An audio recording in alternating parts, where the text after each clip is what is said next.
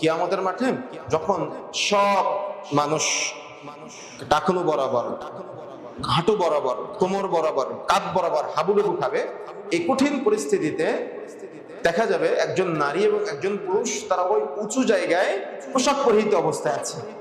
তারা ঘামের মধ্যে হাবুডুবু খাচ্ছে না, সূর্য তাদের মাথার নিকটবর্তী না, বরং তাদের মাথায় আলো জ্বলতেছে, নূরের মুকুট জল করতেছে।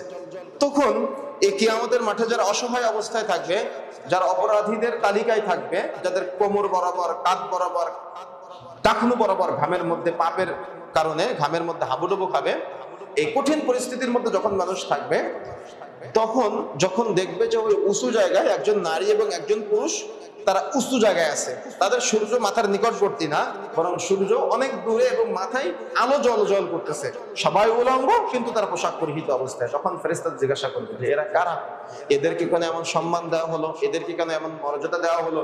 তখন ফেরেশতা মণ্ডলীরা বলবে ওরা হলো একজন হাফেজ কোরআনের পিতামাতা, সুবহানাল্লাহ, ওরা হলো একজন কোরআনের জ্ঞান অন্বেষণকারী সন্তানের পিতামাতা, সুবহানাল্লাহ। যখন ওই সন্তানকে জান্নাতে দেওয়া হবে তখন তাকে বলা হবে অরাত্তিল, তুমি তিলাওয়াত করো। ও তিলাওয়াত করবে আর ওর মর্যাদা বাড়বে, বাড়তে জান্নাত পর্যন্ত পৌঁছে যাবে। তখন সে আল্লাহকে কেন্দ্র করে বলবে, আল্লাহ আমার যে বাবা মা আজকে আমাকে এই পর্যন্ত পৌঁছে দিয়েছে, আল্লাহ আমি আমার ওই অভিভাবককে সাথে নিয়ে জান্নাতে যেতে চাই। সুবহানাল্লাহ। বুঝেন না মনে হয়?